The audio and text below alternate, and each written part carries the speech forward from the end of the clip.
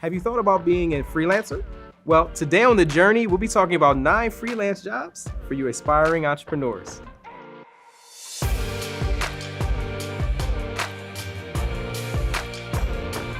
So being a freelancer can be really exciting. It can give you a lot more flexibility other than just doing a regular 9 to 5, possibly working from home.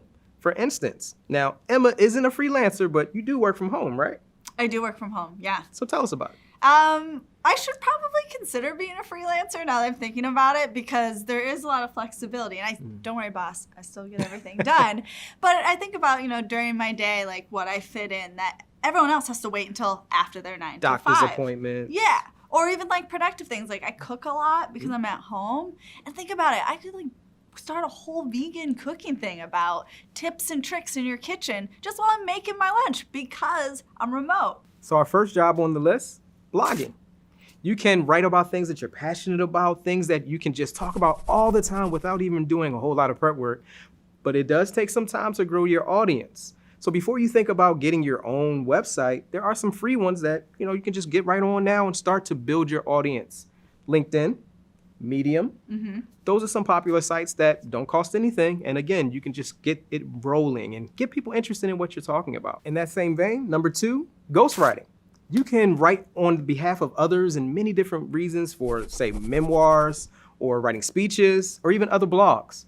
This is a great way to just build up your rapport and allow people to get to know your work so that you can finally get to those bigger jobs. So number 3, photography. I've seen a lot of my friends do this for freelance just because out of their own enjoyment for photography. And all of a sudden I see they're posting on Facebook, hey, if you want your wedding photos taken, hit me up. Here's my contact info. And then before you know it, it's like their whole career because it takes off. There's such a need for it. Yes. And also think about your smartphone. I mean, the camera that we have now, I just got the new iPhone. Woo! Hello, better than those professional cameras out there. And in addition to that, just think about it. You could go out and maybe I do this a lot when I'm walking around in San Diego where I live. There's just so much beauty around me and I love to take photos. Think about the stock photos I could get out of that because I live in this really beautiful place and I can go to the beach in a matter of minutes. That might be some great stock photos for someone who can't go to the beach to help them out with their business or whatever they're creating online. So number 4, travel consultant. If you are an avid traveler or you just have great researching skills, people will pay you to spend that time.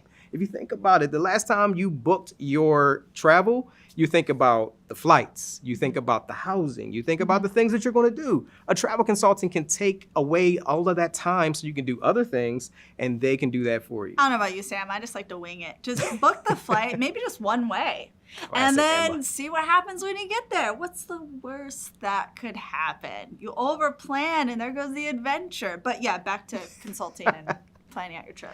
I'm sure you would plan it out in advance. Yes. Speaking of, last year for our anniversary, my wife and I, we planned out a 4-state trip and it was about 2 weeks long. Why 4 states? 4 states because she did it. I show up. I'm clean and presentable. That's it. So your wife is the travel consultant. Got it. Okay. Pretty much. And we went to Arizona. We went to Denver, Colorado. And then we also went to San Francisco, California, and then back to Austin. So for both of us, 10 flights. Guess how much we spent for those 10 flights? Maybe a couple grand? Nope. Under $1,100. I love you, wife. I love you. Oh my gosh.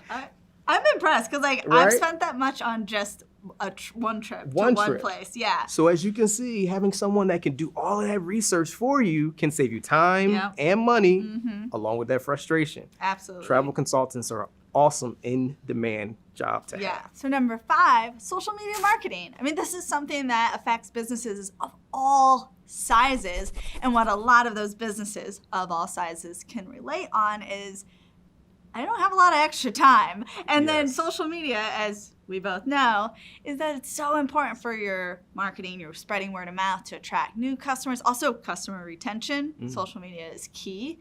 But again, there's that time factor. Takes time. It takes time to be creative and thoughtful about what photos you're putting up, captions. And so that is something, too, that you could do and even start at any level for any business of any size and offer, hey, I'm going to take this off your plate. I'm going to do it for you. Maybe just start with one platform. or do all three: Facebook, Twitter, Instagram. A great way to freelance. So for the sixth freelance job, photo editing. Ooh, good one. Yes, photo editing can be an awesome career for you if you want to increase your skill level with Photoshop. Because a lot of people, whether it be businesses or even people that have online businesses, they're looking for some high quality graphics, visuals. And also, as you can increase your Photoshop skills, that can lead into another opportunity with graphic design. So it can be like a feeder type skill to earn. Also, I know my good friend Sam, who lives in Chicago, I mean, she went to... I thought she was talking about me. Different Sam. But you're my friend too. Thanks. But my friend Sam, she lives in Chicago. She actually went to photography school in California, and she makes money off photography. But she can also make money just editing photos. So she does that, and then sometimes she gets so busy taking photos and editing her own that she doesn't have time to edit. So she even hires other people to just do editing, to outsource that. I've seen that a lot with my photographer friends, where they have people who edit. Also, because retouching, if you're ever shooting people and retouching, it's monotonous. Number 7, translator. This is something I wish I could do. My cousin Devin, she fell in love with a guy in Argentina, and over many years of deciding, are we gonna live in the States or are we gonna live in Argentina, she eventually moves there. She got a job translating like that, and she also has a marketing job, but she does this as freelance. And so she is there translating. It is amazing. She also did it even when she was back in the States because she got so good at it. Then she offered her skills and she knows 3 languages now back here in the States. And honestly, if you don't have your degree or certification in it, you can still start if you are bilingual or trilingual, like your cousin. Trilingual. Way to go, Devin. At the same time, there are some free options out there. Duolingo. It's an app that you can get on many of your phones. Yeah, they make it it's nice and fun. Some games, great user interface. Yeah. Also, if you're in an area where you commute, whether it be bus, train, plane, you can actually have Drive Time University, where you can listen to an audio version of whatever language you want to learn. There's so many opportunities out there to become multilingual. So for number 8, an editor or proofreader. If you have a journalism background and you're good with, taking the time, staying focused, there's many people. Yes, words sometimes are hard. But there's many people that are looking for a proofreader or editor that's going to look over that, whether it be a blog post, magazine article. People are looking for someone that can be skilled at that. And number 9, for our last freelance job, video editor. This is a great opportunity to showcase your skills and putting together so much content that goes out there on a lot of these video platforms like YouTube, Facebook, Vimeo. People are in demand that know how to use these very complicated programs to do all this video editing. So with that being said, it may take you some time to really understand these programs, but it can pay off for you in the long run. Definitely. And I would love that. I'd pay for it. I'd take videos frequently, especially when we're here in Kirkland.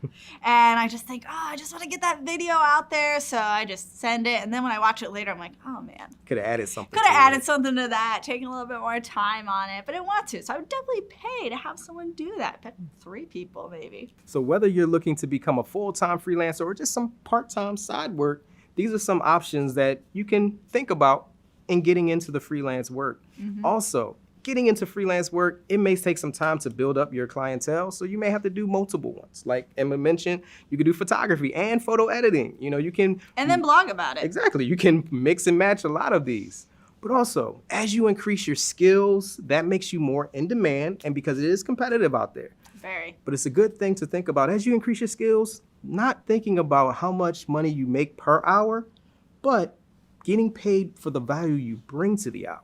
All right, that's a wrap. You just learned 9 freelance jobs for the aspiring entrepreneur. Be sure to like this video, comment below, also subscribe, and ring the bell so you're notified when we have fresh content coming out. This is The Journey. See you next time.